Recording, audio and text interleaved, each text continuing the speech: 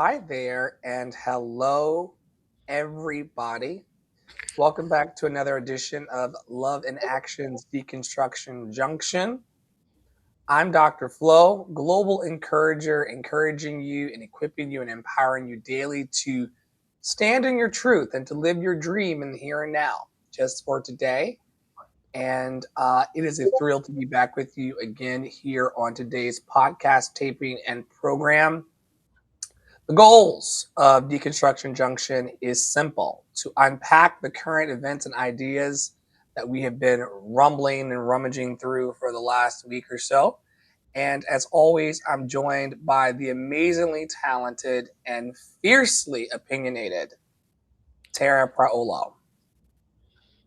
I wonder how many people would describe me as that. I'm going to do that in my market research. I'm going to ask people, would you describe me as opinionated? Fiercely opinionated. We're going to put up a poll. Start with Ross and then work your way down the list. I would love Ross probably will never answer the polls. For those of you that don't know, Ross is my husband. We don't really talk about him on the show. But Ross is indeed my significant other. We have lived together in the Twin Cities for 10 years, you guys. 10 years as of March 1st. Holy crap. Anyway, I'm Tara Priolo. I am your resident Black, biracial, multi-passionate musician, and I help make the intangible tangible by releasing the entanglements that you have placed upon your capital V voice. I always feel like I want like a sound effect on voice, like, see, it's getting better, right? It's getting better. If y'all are interested, there is a Nail Your Intro replay on lifteveryvoice.substack.com that you can scroll back and find, and you can learn how to make your own intro, of which Dr. Flo and I have been doing that for years now. Anywho, what else do I have to tell you all? I'm happy to be here. We're going to talk about some things. We've been gone for like almost 3 weeks now, which is crazy. We had life. We were sick. Both of us were sick. And then we had to adult. And we're all still adulting in the swamp that is the world. I was about to say, you're acting like adulting stops. That's the masterclass I'd sign up for. Right. How to make adulting stop. Like, I was literally just complaining to Dr. Flo about an email that I got before I got on here. Like, also, okay. I'm not this person normally. But I will say that, like, when the world is burning, which is literally has been our entire lives as millennials, and those of you that are baby boomers, y'all did the Korean War, you had the Vietnam War, you had the Gulf War. Like, I need y'all to be kinder to people. You don't got to be rude. You don't got to ask why things are taking so long. Have you seen the world burning? It reminds me of what our dear friend and member of the network, Joyous Windrider Jimenez, says when she says, we're all carrying something heavy. Yeah. Every last one of us is carrying something heavy. Right. We could stand to be gentle in our touch, gentle in our approach. Right. And you just never know what other people are going through. And this doesn't mean you have to be like toxic positivity, whatever, but like a kind approach often goes much further. Anyway, I don't normally start the top of this pod with a speech. If you would like to come on and give your own speech and or tell me to shut up, you could have your name here on the screen if you are in the midst of deconstructing. Twice in the last 24 hours, I've told her to shut up. As it relates to my tomatoes, as it relates to all of these. He tells me to shut up at least once daily. And I give him a good old fuck you Flo at least twice daily. So, we're doing it's like a carbon offset program of dreamers. Exactly. So if you're a person out there that is observing the world, existing in the world, you want a place to talk about it publicly, feel free to either DM Dr. Flo or I, or go to our website and live chat us, and we are happy to have you on the show. Hi, Angela. We love you. You're so beautiful. I hope you're having a wonderful day. Flo is getting some things up, and I'm first up today, y'all. Per usual, which I think I can't even remember. ICE and political updates. Okay. Once again, there's a lot going on in the world, and we're not necessarily the most political podcast out there. We don't always talk about politics, but ICE is outside of my door, and not like well, they were like down the street 2 days ago. Anyway, so I've got some slides. I'm going to go through the slides, and I'll probably add some other things in because some stuff happened this morning that I didn't put in this deck. Angela says our government is childish as fuck. Next slide, please. Okay, so these are very small, but I'm going to try my best. So this was last week. It says, just saw this information from the ACLU.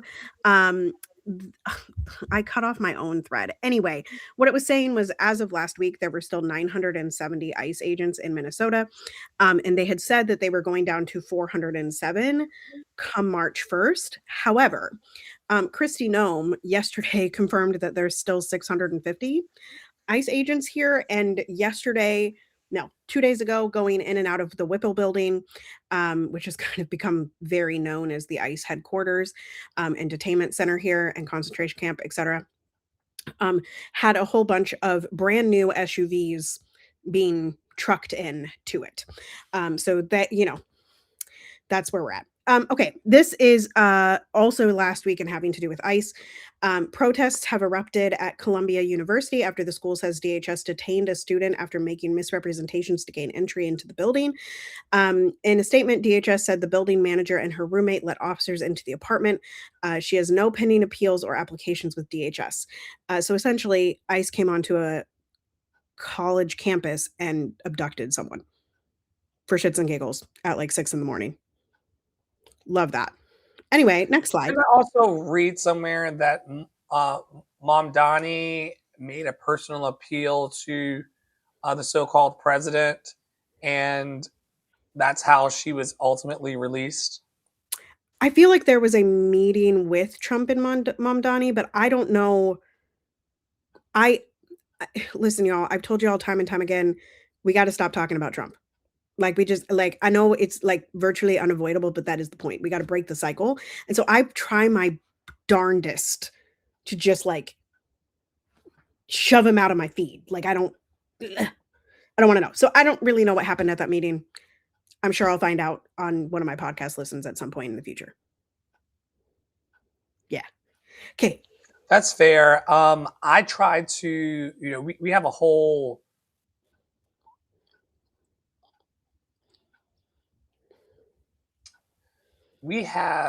I have, therefore we have an affinity here for the story of the wolf you feed. Cool. And we try to do the best that we can, both behind the scenes and front of house, to put as much positivity in the world as we can. Tara and I are not naturally glass half full kind of people. Adulting has brought to me a particular kind of realism. However, we try to feed positivity here in this space and not give, or at least not give power to something that is not powerful.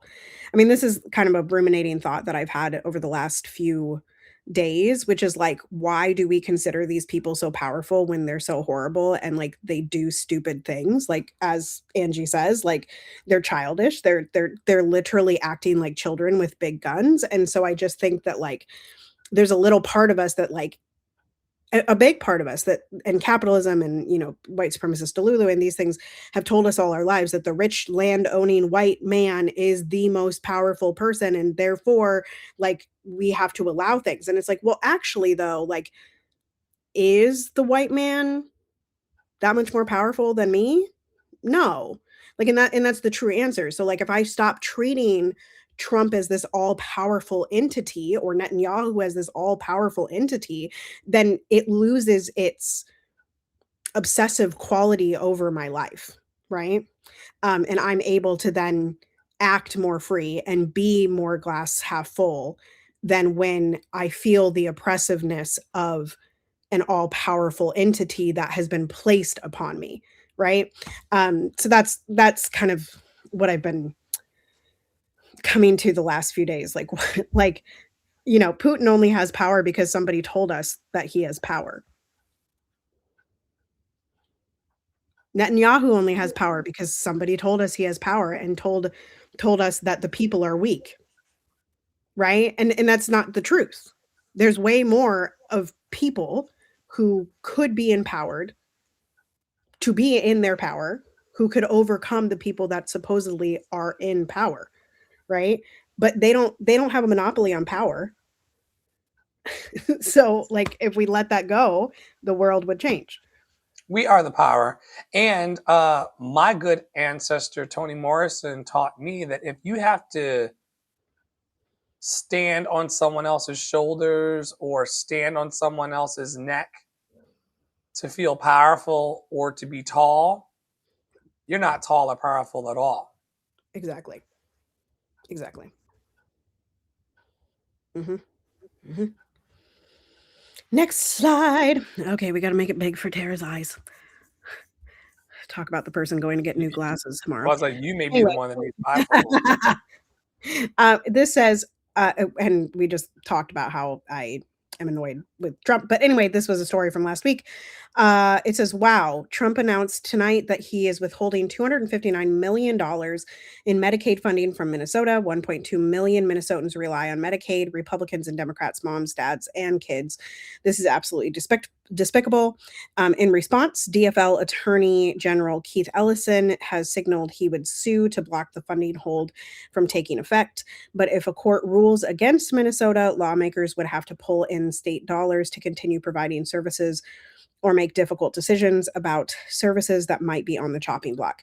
The other part of this that affects us nationally is that they also, Oz and somebody announced that they were going to take a pause. They were going to put a pause on subsidies for medical home equipment, durable medical equipment that you like wheelchairs.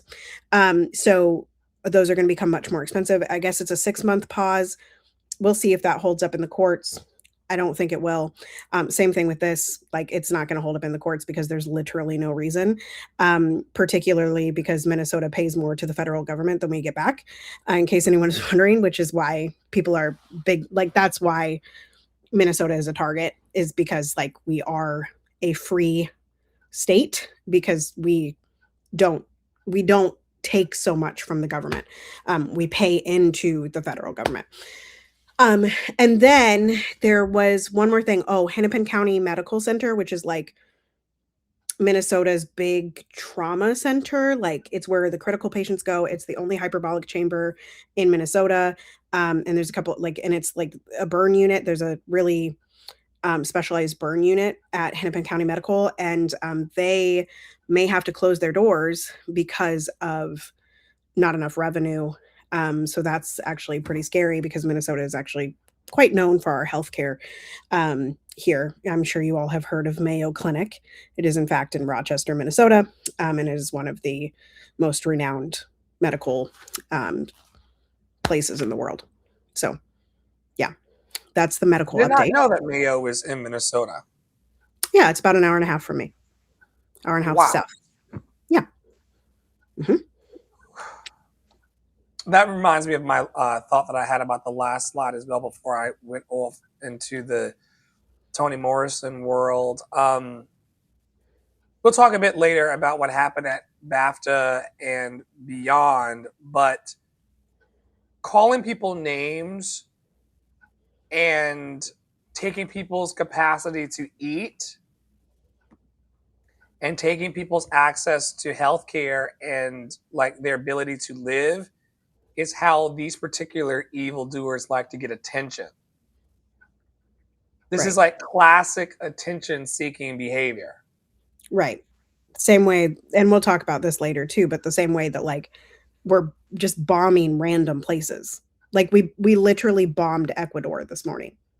Like, why are we like we in Venezuela and Nigeria before that, and obviously Iran right now. Like it's strictly so that we feel so off balance, and this is why like it's why having a calm demeanor or having a peaceful demeanor or having a as much as you can a centered nervous system, a nervous system that is at rest, is so disruptive to the system.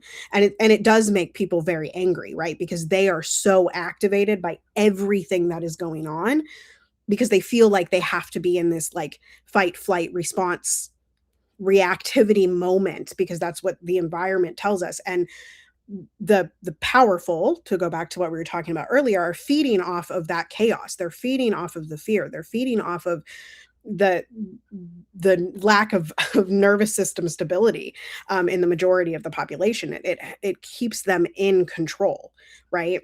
And when we are centered in our beings and we are centered in our nervous system and we are calm, they cannot feed off of us, and therefore we are more free, which is scary as shit to a group of people who have only been in power by stepping on other people's necks. All right, last slide. These are more recent. I think I took these this morning. So unfortunately, back to ICE. Emmanuel, I don't know how to say this last name. Damas, maybe. 50, he was 56, died while in ICE custody. After not receiving medical care for a worsening toothache, which is just like, yeah.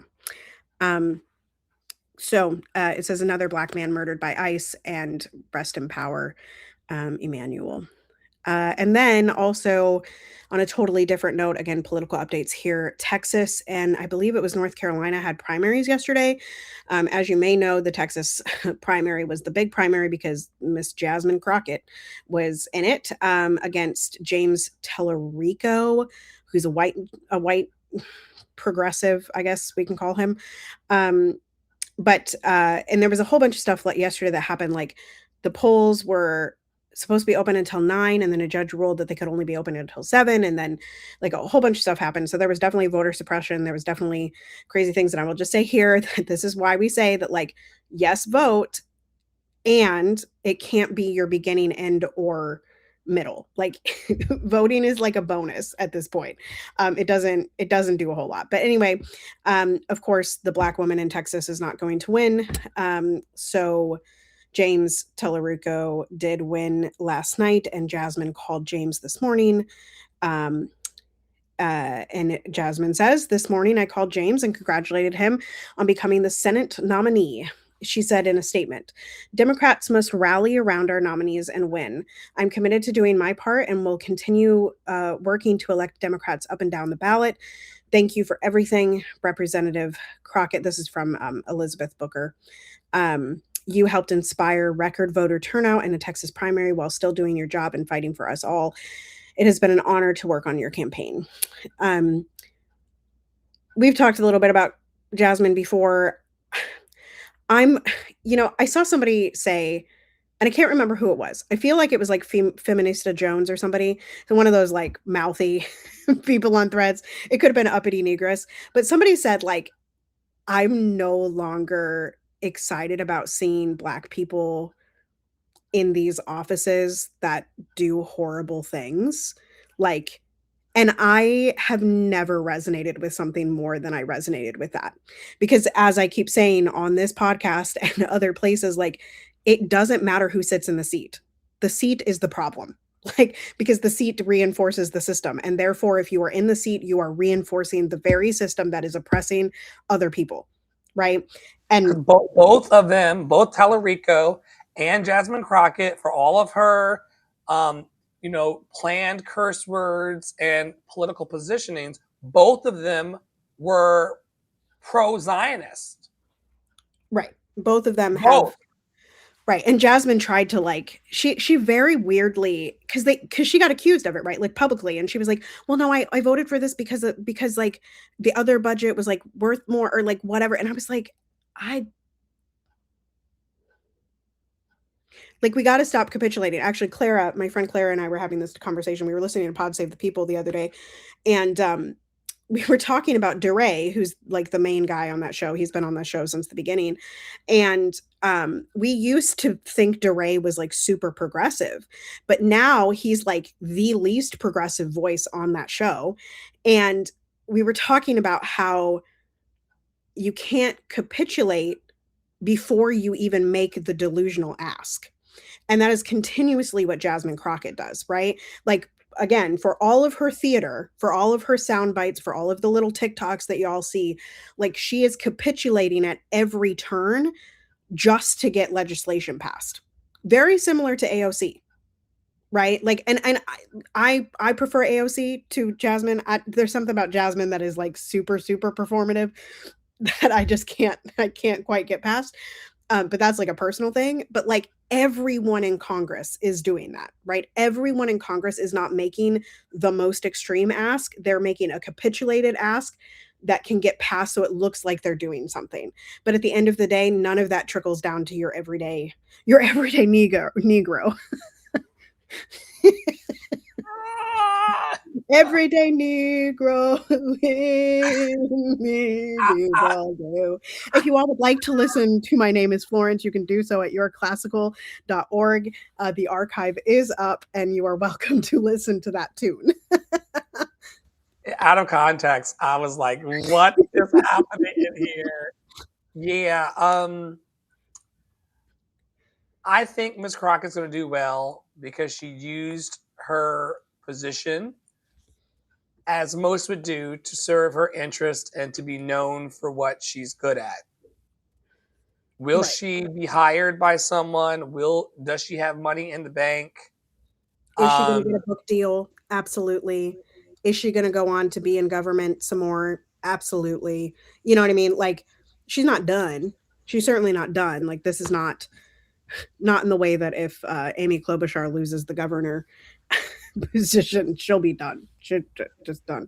But anyway, yeah, that is what it is. But that's the big political picture happening. They say that she has a net worth of $9 million, despite being paid $74,000 a year, and she owns a $2 million townhome somewhere. Would she like to rent it out for low income folks?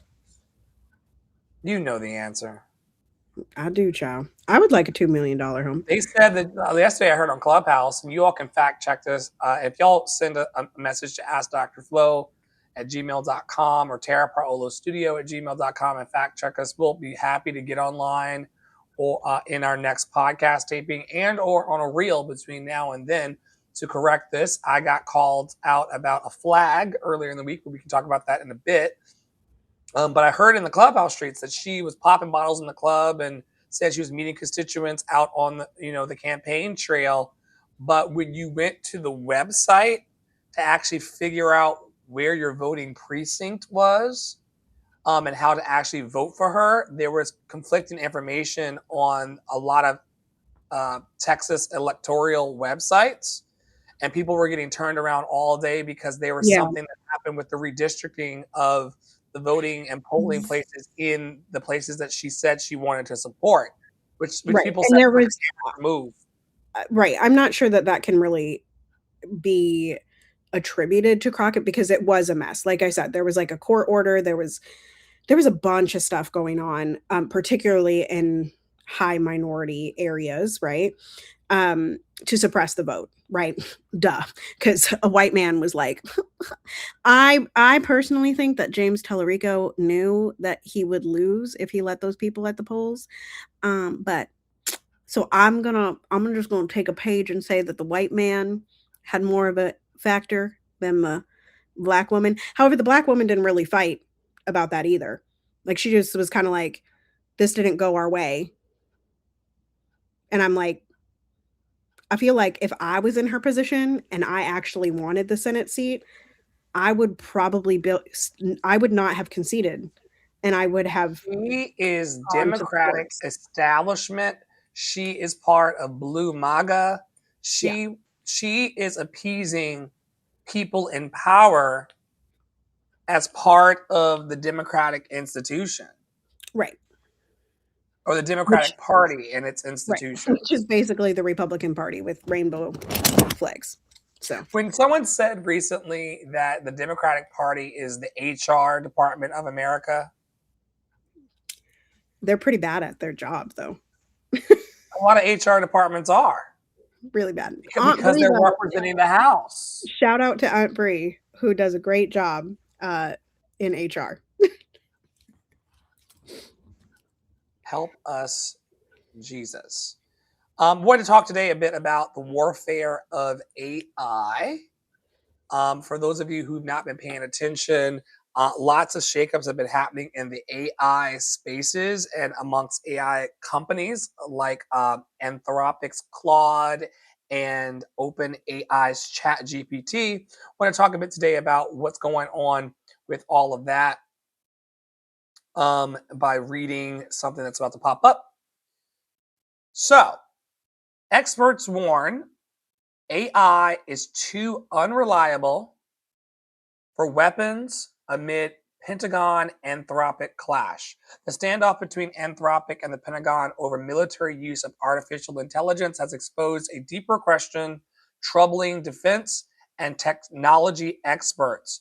The question is whether today's AI systems are simply too error prone for the battlefield.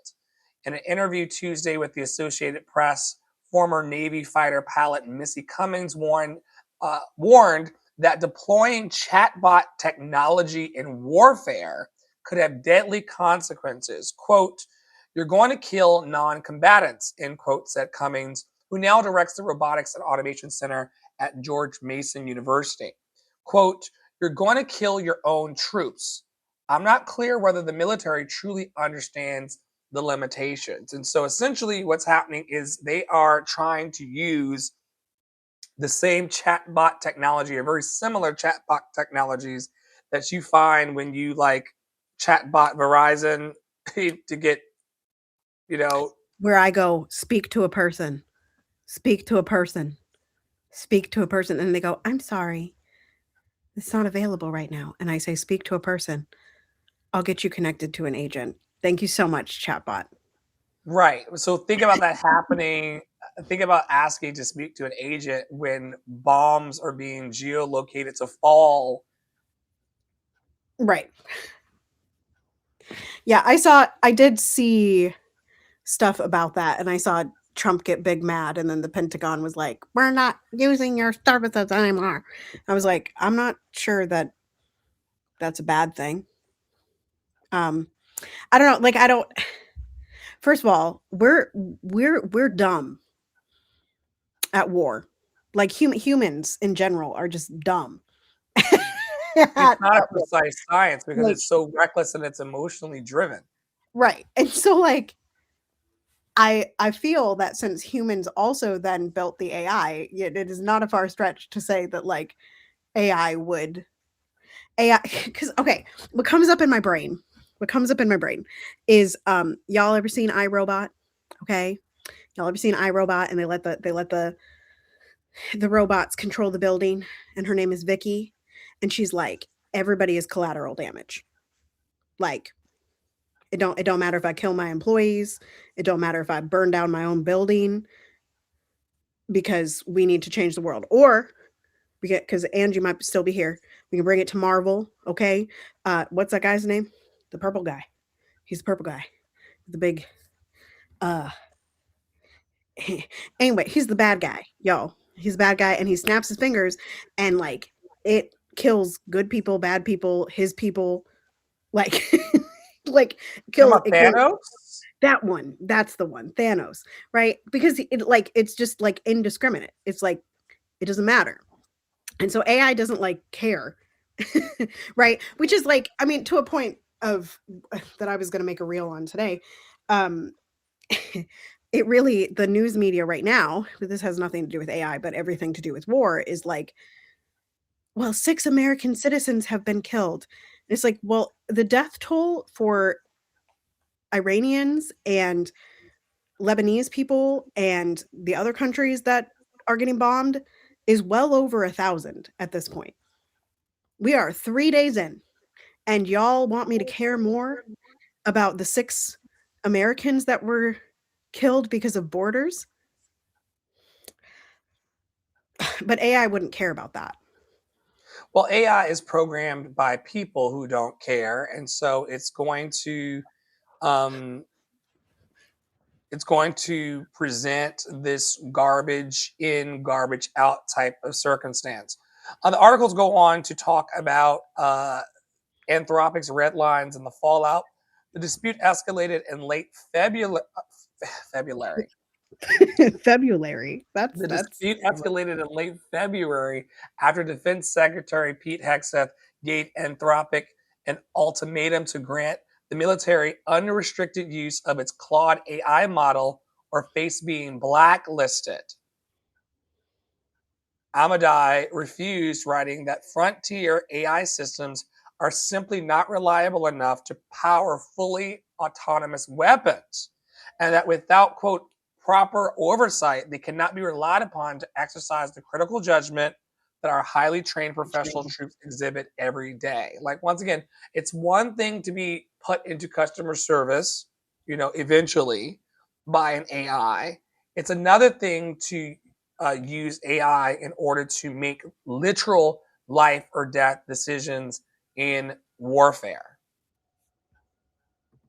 right. Which reminds me of an earlier point that I forgot because I have ADHD and my brain sometimes goes a little quicker than I want it to. There's a fidget spinner happening under the table, even to move some of this energy. Locally, there are many part-time workers at the grocery store that we used to go to in town. Some of their main jobs are munitions. They build bombs and um, make bullets. They have to fire those bullets and or drop those bombs to keep from having a stockpile of weaponry and munitions. I would be very curious to hear how you feel about. I mean, and then my brain automatically goes into this documentary I saw on Netflix this weekend um, about how our materials are intentionally made to break so that Mm-hmm. we can buy new ones from Amazon, and how the Mm-hmm. world right now is having a trash concern because we have no place to put all of the shit that we buy. Right. Just because it disappears from your house and goes into the garbage doesn't mean that it's going away forever. And people Mm-hmm. like, just burn it. Well, you can't burn it because then that gets into the air and that gets into your lungs. Anyway, that's a bit of a jump. What say you about the fact that people are being employed and feeding their families based on the making of bullets and bombs, and that how that cycle just fortifies itself? I've seen a couple. This like relates and doesn't relate. I mean, it does relate. I've seen a couple videos from I've been people all over the map in this on segment, so TikTok. like, Yeah, I've seen a couple people on TikTok talk about like people being concerned that the draft is going to be reinstated, and people were like, capitalism is the draft, like because like most of the time like people are going into the military literally to feed their families or be able to go to like afford to go to school because the military will pay for your schooling after a certain number of years, right? And so that's like where my brain immediately goes is to like this idea that like some of these positions people are taking just to survive, and I would never fault someone for trying to survive, because that is the environment that we're in.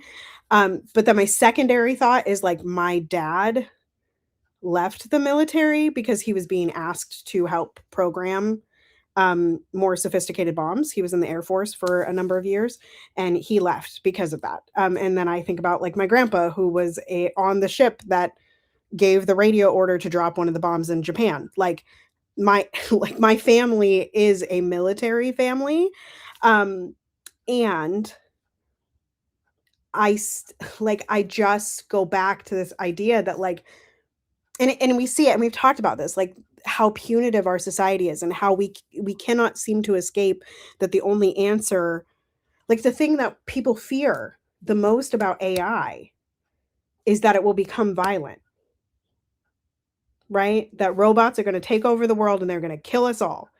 And that's like our, like, it's like the worst part of our imagination. Like, what if AI could build farms and feed people so that people didn't have to go make bullets and bombs, right? Now, I will say They that have these program, technology. They have the AI can be used to deploy the 3D AI technology that can literally build homes. You could right, bring this equipment, you could set it on a plot of land, make sure the foundation's legit. We brought this into this podcast before where it literally went through, it took time and it squeezed this goo that hardened and it solved houselessness at an right, affordable cost right, in communities. And yet, instead of using AI in that way, we want to figure out how to use it to chatbot bombs.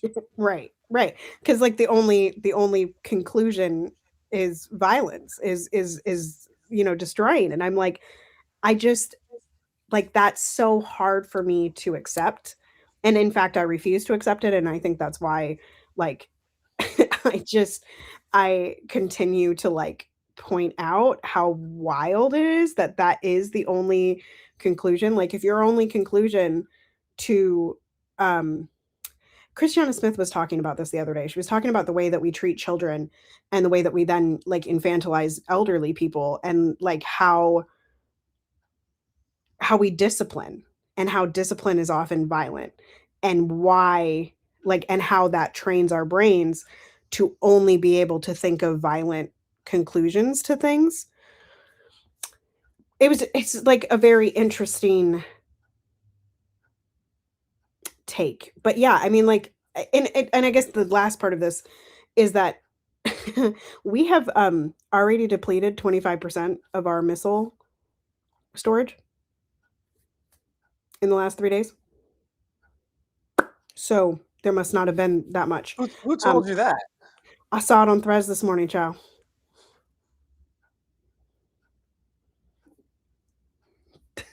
Like, and this is where I'm like, indiscriminate bombing, right? Like, indiscriminate bombing. We are doing the same shit that Israel does because we are one and the same.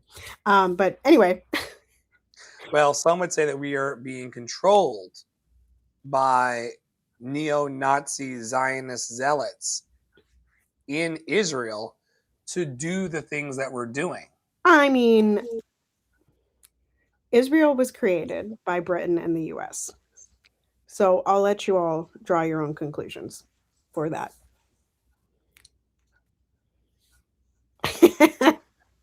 I want to talk about spies. I also watched this weekend a lot of interviews. Let me see if I could figure out through Tara's account the name of this guy. He is a notorious whistleblower who Super did spy. time. I'm sorry. Super spy. Yeah, he worked for the CIA for years. His name is John. Such Uh, a outstanding name. yeah, his name is John Kiriakou. Okay. Kiriakou. And in this interview that has 8.2 million views from January of this year, former CIA officer and whistleblower John Kiriakou reveals how easily you're tracked, the truth about surveillance, manipulation, and torture, and why exposing the CIA sent him to prison. Um, he's a former CIA counterterrorism officer and intelligence analyst who served for 15 years and was the chief counterterrorism operations expert for Pakistan after 9/11. He blew the whistle notoriously on the CIA's torture program and he served 23 months in prison for it. And this guy was talking about the fact that we have sleeper cells and spies all over this country, and that 1 in 100 people that we meet, and we encounter a lot of people. I also sit out on TikTok and on YouTube and on Twitch a lot. The probability of us being monitored by spies and or having spies in our lives or encountering spies is very, very high. And you and I used to joke about this a lot, especially in my hippie lettuce paranoid days, about like you being a spy or someone in the community being a spy. It's not that far fetched that we are being watched for some foreign adversary or being monitored personally for the purposes of our own government, because up until like 9/11, it wasn't proper for the American government to spy on its own citizens. Now it's completely okay. In fact, in this YouTube video, the gentleman was talking about how any speaker in your house can be turned into a microphone. We know this. We know this. We know this because when you're talking to someone and then you go to your Facebook and Meta shows you exactly what you were talking about. Well, the technology, if you know electronics, and some people in the space may know electronics, the technology of a speaker has always been bidirectional. Right. You were always able to hear. I am one of those moms. Like, I don't conspiracy theories. I believe in like 2 or 3, right? But she believes in way more than that, folks. That is not true. I don't really believe in the 9/11 shit that you believe in. Really? Really, truly. You don't believe that 9/11 was an inside job? Well, I believe it was an inside job, but I don't believe that it was like that it didn't. I don't think that they bombed it from inside the building. Oh, see, stop. They definitely did. But keep going. Okay. Anyway. Okay. But the one thing we're talking about tech. So the one thing that there's not a lot that scares me as a parent. There's not a lot that scared me as a parent. However, the idea that that you can buy baby monitors that attach to your Wi-Fi, that scares the ever-loving shit out of me. Like, give me do you think people are monitoring babies? They're gonna come snatch the baby based on what they see on the monitor? They do. And then some people like take pictures of your babies and put them on the dark web, like child corn and all that good stuff. So anyway, I've seen the dark web enough times to know that it's not a place where I want to. And so anyway, that's like tech stuff freaks me out. But I'm not one of those that like I know the people that like take the Post-it note and like put it on their cameras when I'm like, y'all can see me. Like, you can do with it what you will, I don't embarrass easily. I've gotten nudes floating all over the mini cities. So if you ever see it, just clap. But I just,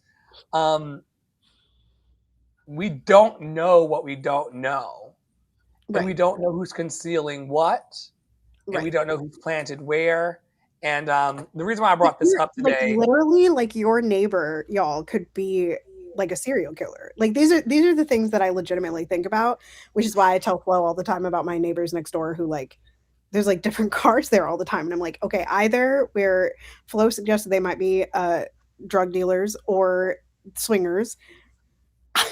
I don't know. Maybe they're trafficking. Maybe they're selling things. My other neighbors that used to live in the house, they used to be, they would like sell dogs and like lie about it. Like they would lie about the breed of the dog. Anyway, it was a whole thing. I clocked them on Nextdoor.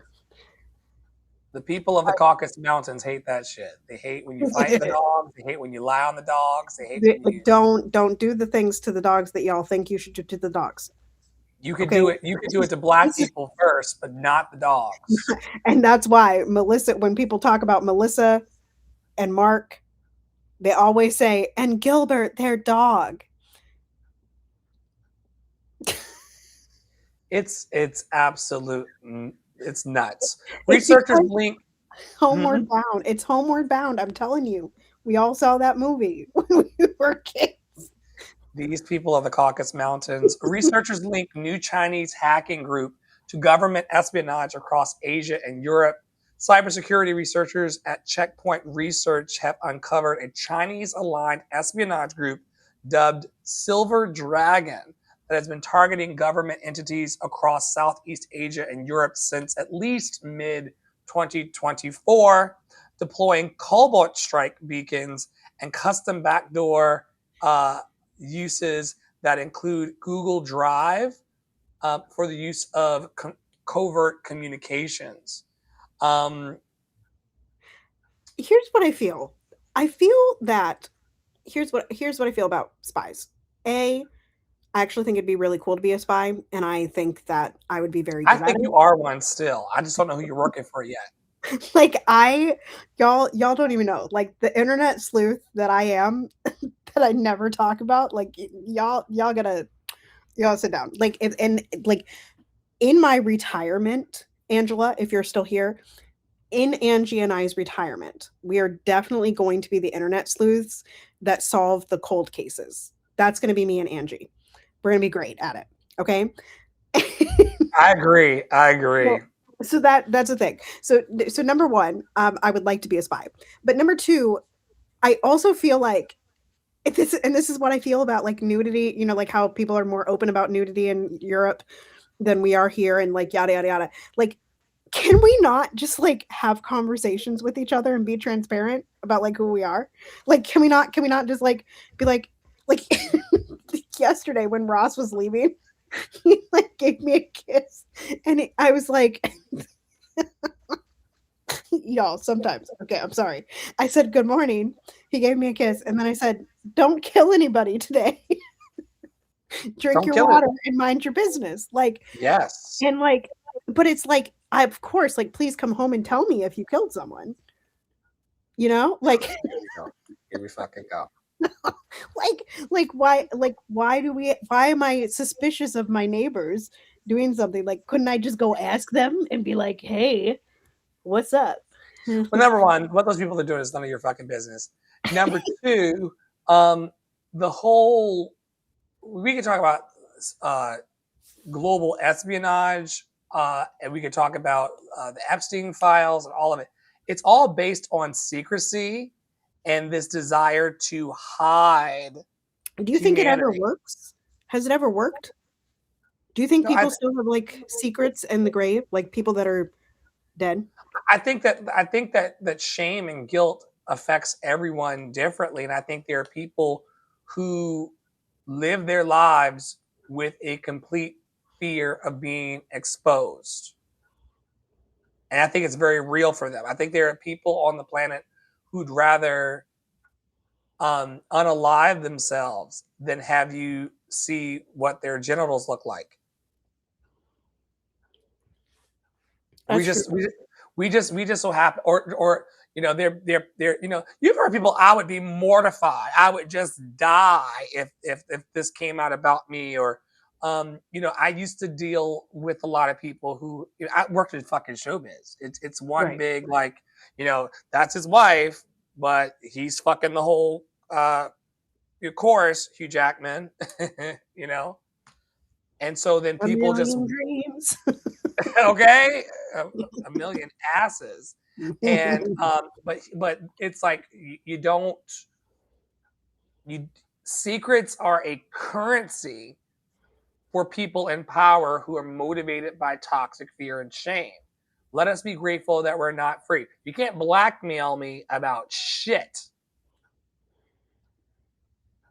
but that's True. the currency of how things about how things go. Want to talk ever so briefly. Got to pull my little article here about what's choking in Iran. Over 3,000 ships are stranded as the Strait of Hormuz crisis chokes global supply chains. 5 days after the United States and Isn't Real launched coordinated military strikes on Iran, the ripple effects have spread far beyond the battlefield. effectively shutting down one of the world's most critical shipping corridors and threatening shortages across industries from pharmaceuticals to semiconductors. More than 3,200 vessels, representing roughly 4% of global shipping tonnage, are now stranded inside the Persian Gulf, with an additional 500 ships waiting off the coast of the United Arab Emirates and Oman. The Strait of Hormuz, which normally handles 100 to 80 to 100 transits per day, carries about a fifth of the world's seaborne oil. And that's seen a traffic collapse by more than 80% since the strikes began on February 28th. I want to bring it up because this is going to drive cost up, and the capitalists feel justified for saying it's the Strait of Hormuz that is causing everything to skyrocket, while also adding in their extra cost. We saw this happen in the pandemic, where the cost of toilet paper and everyday items should not have been as high as it was. And it never came back down, boo boo. It's price gouging, and they will launch bomb after bomb and put us in war after war, so that people go, well, that's just that's what happens when, or let's blame the brown people, right, on the other side of the planet for the fact that my gas price is going up. Right. How many times have we started a war with the Persian Gulf because of oil? How many times have we started wars in the Swana area? Yeah, it's always about oil, y'all. Iraq was about oil.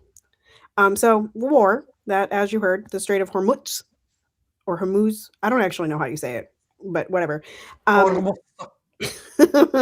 It has been closed.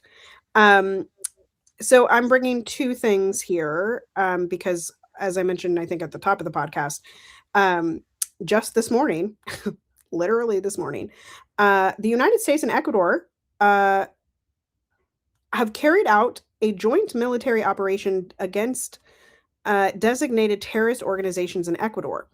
Though the U.S. role was limited to advising Ecuadorian troops and they did not participate in the ground operation, a source familiar with the operation told ABC News. I feel like that's not really true, but like, whatever.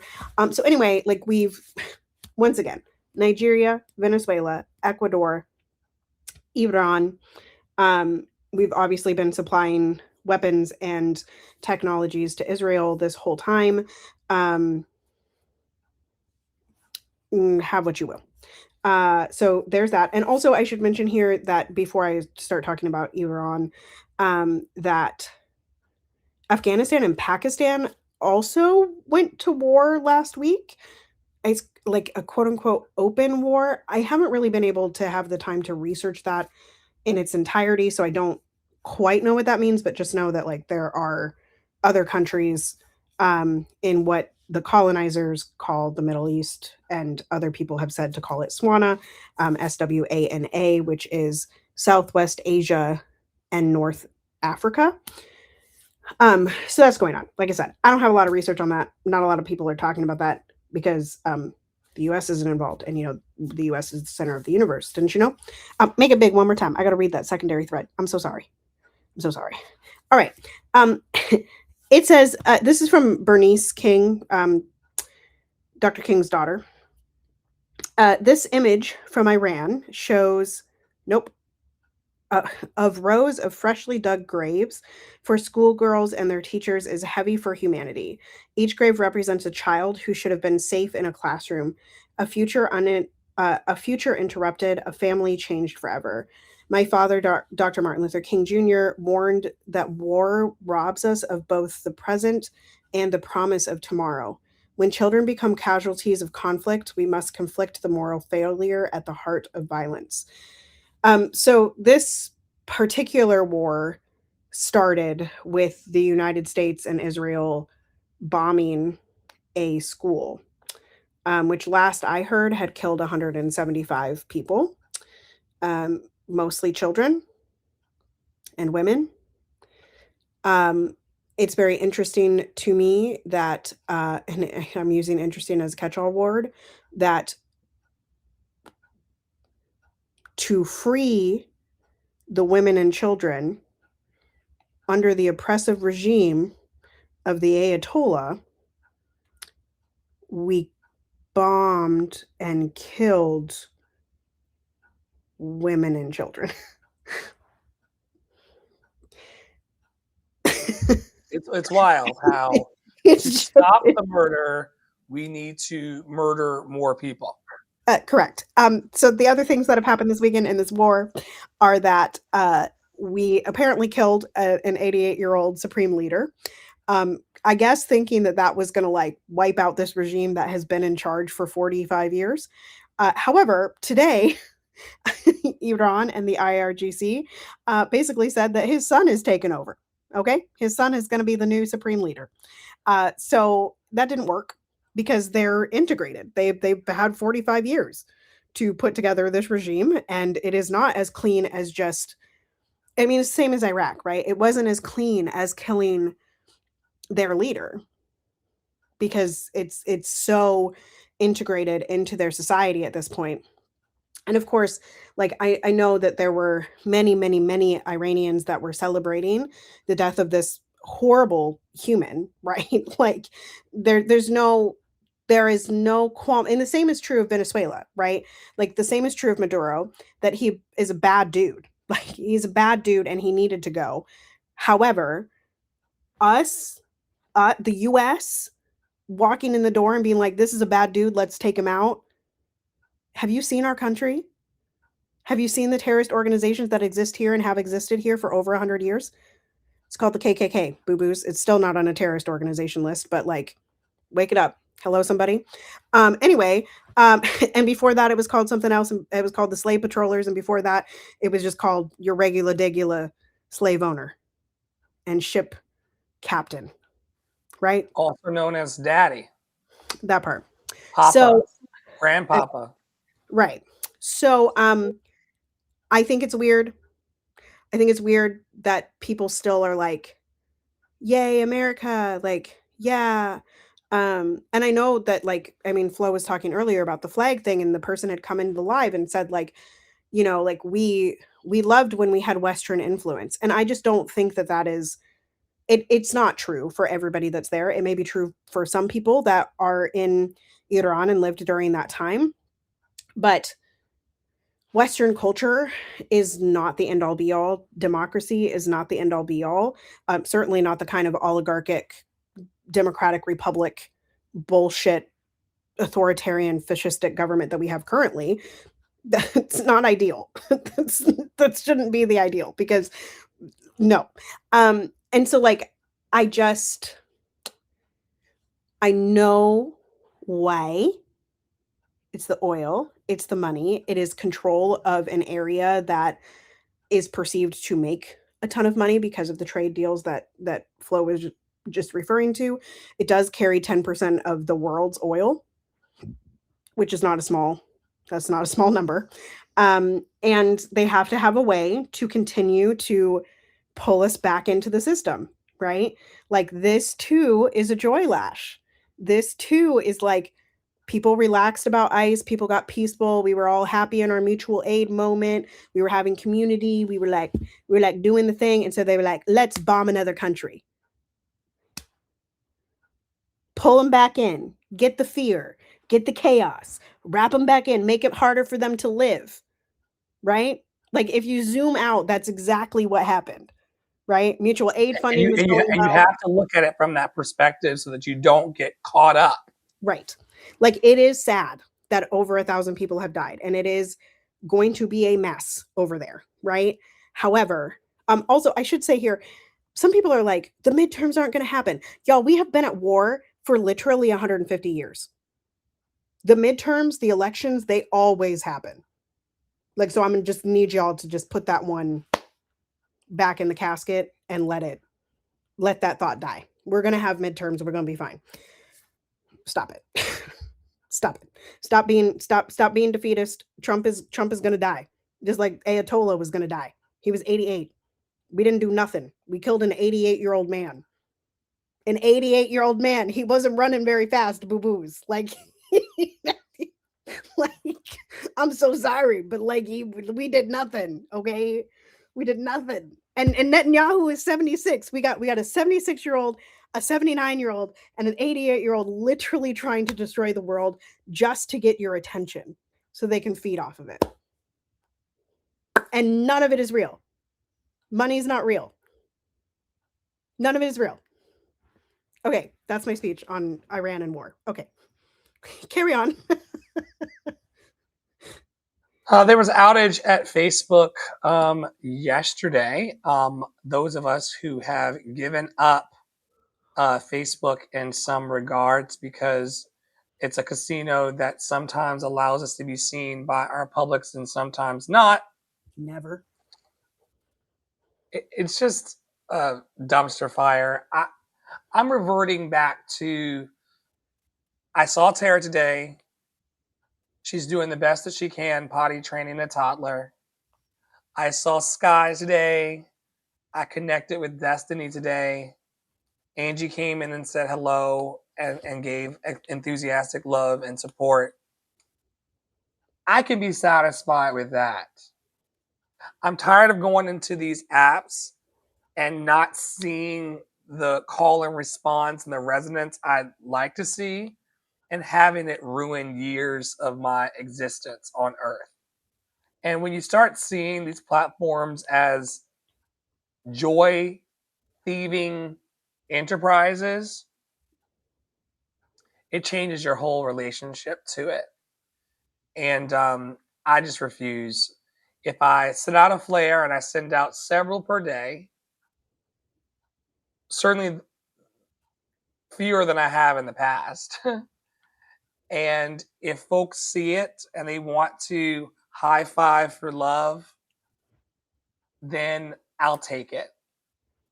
If not, it's okay. It is well with my soul. Anyway, Facebook goes down worldwide, locking users out of accounts on Tuesday afternoon, displaying error messages that left thousands unable to access their accounts. The outage, which began around 4:15 p.m., I was working, according to Down Detector, it was presenting users with a notice reading, "Your account is currently unavailable due to a site issue. We expect this to be resolved shortly. Please try again in a few minutes." The disruption has prompted a flood of user reports across the outage tracking platforms, with complaints centered on website access failures, login problems, and difficulties loading the news feed.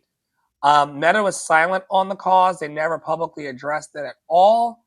And this is becoming a familiar pattern. The outage comes just weeks after Facebook and Instagram experienced a separate global disruption in late February when Down Detector logged more than 300,000 reports of the Facebook issue alone.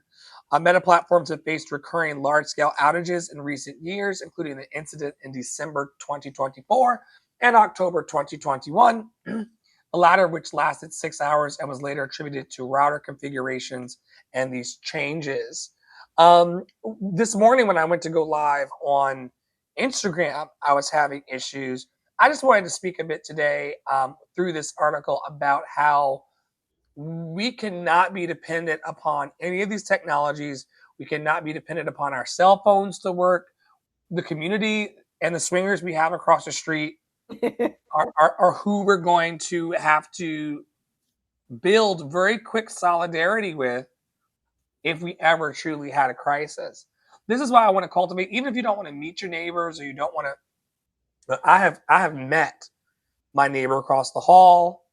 I know the property management. I know the maintenance people. If shit hits the fan, who are you going to walk through the fire with? Are you a nice enough person or a congenial enough person? I guess is the word I want to go for, to be able to bridge. Are you, or will an outage take you outage? Well, I do know I've talked to these neighbors, and I've actually talked to the neighbors across the street too. They just struck me as strange people, so I haven't talked to them again. And same with these people over here. These people behind. They did repair the fence. Not those ones. I've never talked to those ones. Although I do see them behind the fence sometimes, and I'm like, hey. But no, the ones that are behind the music room. I am solid that man has committed some kind of sexual crime. Very weird dude. Very weird dude. Not don't want anything to do with him. So Is he on the registry? I don't know, but also I just got a notification in the mail of a sex offender moving into the area. So that's cool, I guess. Everybody deserves to listen, everybody deserves the opportunity to heal, and I believe that everybody deserves to eat, and I believe that we wouldn't have all of these crimes if we didn't have capitalism and functioning in the way that it functions now. Um, I believe that most of the things that people do are not because they're evil people, but out of the necessity of life, and that these situations that are created for things like that to happen are mostly due. Wait, including sexual crime? Yeah, I mean, because most sexual crimes are about power, right? It has nothing to do with like anything else. And so when you are feeling powerless, you will do anything to feel power and control, right? And so I think it's a horrible thing, but I also like, and hi, I'm a woman, and I have never I've experienced sexual harassment, but I've not experienced sexual abuse. However, I will say that sometimes we treat rape and sexual assault as being like worse than murder. And like most of the world is being run by a whole bunch of people that have murdered thousands of people. And And sexually assaulted. And sexually assaulted. or sexually assaulted thousands of people. So like I just think that there's a lot of stuff in there, and there's like the way that the sex offender laws were put into place is not really cute. It's like, and the person that helped them get into law like kind of regrets her role in it. And so I think when things like that happen, it's like, ooh. But anyway, that's a tangent. The Facebook outage, first of all, I didn't know it happened. I did know that YouTube went down, and I did know that Instagram went down. And I will say that, yeah, there's a pendulum that swung during the pandemic that was like social media is everything. And once we were able to go outside again, it's like, nah, it's both and. And so I think we have to have both, because I think there absolutely will be another time where we are all trapped in our house and the only way that we can communicate is through our phones. So I think we should be prepared for both. And also, I just read on a Threads post that Iran may or may not be doing cyber attacks against the banks, and Bank of America is on the list. So there's They another. could add some money there. That's when I'm like, you want to check out my bank account? You can put a couple more zeros, okay?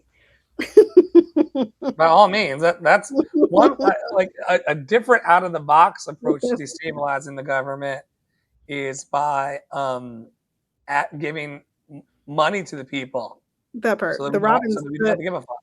What's that guy's name? Robin. The Robin Hood of it all. Which actually, you know, that Bernie Sanders bill that I was telling you about the other day. What he wants to do is take the money from the billionaires and then give $3,000 checks to each American that makes under $150,000. And Angie, turn it to audio only. Go into the settings and turn it to audio only, and it should work. Either that or hop on over to YouTube. YouTube's never going to fail you. Except for the day that it went down. Exactly. Speaking of outages. Okay. We're wrapping it up, y'all, because I have a lesson in about 20 minutes. The baby is up. I'm going to talk about this really quick. I'm going to give you a giant eye roll. And the only reason I put this in the deck and left it in the deck was because Flo went on a live stream and somebody was like, I just can't. Somebody was like, Tourette's, it's a European made up disease. And I was like, um, people of every Wait, who said it's made up disease? somebody on the stage said that it was a European like made up disease or something. And I was like, no, that's really not true. Like people of every nationality have Tourette's. So and okay, here is what happened. What had happened was they had this award show thing, and a dude ski. I don't even know his name. I still don't know his name. I probably heard it 500 times. I don't know his name. A white dude ski with Tourette's has apparently a tick of the N word that he shouted out while two black men were on stage. Okay? That's the base of what happened. All right? Now, the backstory of this that we're finding out is A, that the BBC people edited, okay, because this aired 6 hours after. So they took out some of his ticks, but not that one, girl. Number two, so and so white dude was like, I'm worried because I'm nervous and my ticks get worse when I'm nervous. So if I could just be in the back so I can leave easier. And the BBC people were like, okay. And then they put him in the back, but they put him by a fucking microphone. So I have two things. Number one, I actually believe it was Catherine with the TV that said this. Um, like, if that language was not in the popular culture, perhaps it wouldn't have become John's tick. However, John, what kind of TV are you watching? I think his name is John. I think it was John.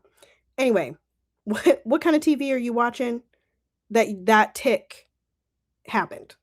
Right? Because you got to learn it somewhere. Because when you're an infant, my child does not know that word. Like, my child does not know that word. So you got to learn it somewhere in order for it to become a tick. Okay? You don't just like make up that word on your own. Anyway, so number one, where you learn it at, boo boo. Number two, the BBC did that man so dirty and did the black men so dirty. So dirty. And so the reality is that there is a lot of anger being thrown at this man who did not give a very good apology. I will say that, right? Typical white apology, and white tears. However, I believe that a lot of the ire should be directed at the BBC, and I think that that is being really missed because, like, once again, the BBC did all three of them dirty. All three of them. Probably because they're British and they hate black people. But that's neither here nor there. Anyway. I mean, showbiz is going to showbiz. That part. Tourette's and its outburst are known methods of getting attention and getting laughs. Right. There was a girl on TikTok for ages. I mean, she had like 5 million followers or something. I think her name was Bailey. And she was just getting attention because she ticked on screen. Right? Yeah, people love watching these types of spectacles. And so they did what they knew was going to get their program attention. Right. Racial tension and racial offense is popular. It makes those who feel superior feel further superior, and it makes those who feel inferior feel more inferior. Right. So from a harm reduction standpoint, I'm like, oh, this really, really sucks. From an entertainer standpoint and a marketing perspective, Right. It's like when Trump got shot, right? Like It's brilliant marketing. There's no such thing as bad press. And did y'all talk about the BAFTAs last year? Because I didn't even know the BAFTAs existed. Okay. I knew of the BAFTAs, but they've not gotten this much press in years. Like I didn't We could even we know could, we it was could, a we thing. could, we could put it on a chart. Like it, yeah. Just like Will Smith slapping the taste out of Chris's mouth, allegedly. Some people say that's stage. Allegedly. I think it was staged, but that's you know, that is what it is. That's going to be like your third conspiracy theory of the day. That's my number 3. Yep. Go easy. That's my number 3. Easy. Telehealth concerns are coming up in the world. The FDA warns 30 telehealth firms over GLP-1 drug claims. The U.S. Food and Drug Administration on Tuesday issued warning letters to 30 telehealth companies for making false or misleading claims about compounded versions of GLP-1 medications, according to Reuters. The action marks the agency's latest and most targeted crackdown on firms marketing low-cost, unapproved alternatives to brand name weight loss and diabetes drugs such as Wegovy or Zepbound. It goes on to say that there will be escalating enforcement. Him and Hers, which is a company that allows you to get the pill for an introductory price of $49 per month. They're getting backlash. Basically, some of the claims that they're making for people's weight loss, etc., is not legit. I recently had a telehealth situation where I went to get glasses and I didn't even know the doctors were in the place. And I feel like some of what they're doing is misleading. What I'll say to you all is just because it glitters doesn't mean it's gold. Be careful out here, whether it relates to your eye care and or weight loss. Sometimes people just want to make a quick buck off of you. I want to thank everybody who is sending their bucks to me, whether it's time, talent, or treasure, who's helping Love and Action Network lift. Just know that all the fuel that you're sending, whether it's a Cash App or Venmo or a monthly donation, know that it's helping to move us forward in our programming. We are encouraging tons of artists every month to lift their dreams, and a lot of that pressure is being alleviated in my personal life as I serve them through Fuel for Flow. We're asking for ceasefire now in the world. We talked a lot about the ridiculousness of warfare today and how there's just no need for us to be at war with ourselves or other people. Girl, haven't you suffered enough? Sir, have you not been in pain enough? Have you not seen bombs drop in these countries and also have emotional bombs drop in your life enough? It's time for us to look up and live and to imagine and dream a new world that we can all inhabit together. And that's not me being Pollyanna. That's me just wanting us all to suffer less. Our programs that currently exist within Love and Action Network are the Adopt a Black Artist program. We're also bringing daily peer support into the TikTok space and also YouTube and other spaces. This program is part of that peer support and just saying the quiet things out loud so that we can stay liberated. We're also offering admin and support services from Love City Arts Creative Services Group. And also, there are a few newsletters and email groups that I would love to see you all get on so that I don't have to copy and paste as much, getting the word out on what we're doing in our network. Also looking for collaborators in Savannah, Georgia area and beyond, and also online collaborators for Dr. Flo and the Love Experience. If you would love to be part of something bigger than yourself as we unite the talents of diverse artists, and celebrate the power of love through music, theater, and art, we would love to have you participate in that. Tara is currently running a WhatsApp community. I think she's back. Let's see if we can grab her. For this. Hello, folks. Sorry, my child, toddlers, man, wanted to get out of bed, and then I went in there and was like laid full out and said, "No, mommy." Anyway, I have a WhatsApp community, and if you are interested in what it's like to be a stay-at-home working mom who teaches with their child home with no support, and has a wonderful toddler and is pregnant, I do have a section for that in my WhatsApp community if you're interested in learning more about that. As well as I have what is wrong? Okay, I'll get it in a second. A Lift Every Link chat. Liberation Conversations and Blackening the Canon are there right now. That is going to expand as I go forward and find some time. I also have an album that came out at the beginning of January, but I haven't advertised it very much. You can go listen to it on tarapriolo.com. Nope, tarapriolo.bandcamp.com. And then I'm also going to be doing a I Dream a World archive product, which Flo was just talking about in the Ceasefire Now section, of what world we are dreaming up together. What world do you want to see beyond capitalism and beyond this rock that we're floating on together? And so I will be starting that as soon as I find some time during potty training, where we're going potty every 20 minutes. Those are my announcements.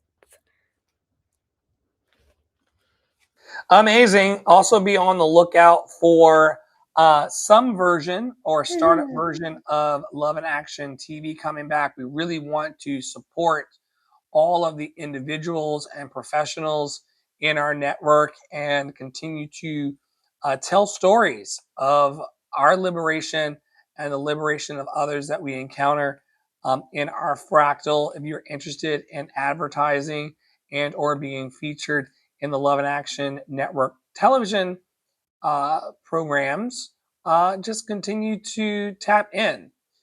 We are available on our socials. Tara Priolo Studio on Instagram is a great way to get at her, and Ask Dr. Flo on Instagram is a great way. A dream is a wish your heart makes. When you're fast asleep. I don't know any of the words, so that's it. I just know it. A dream. Thanks for watching, everybody. Stay in your power, stay in your joy, stay loved and lovable.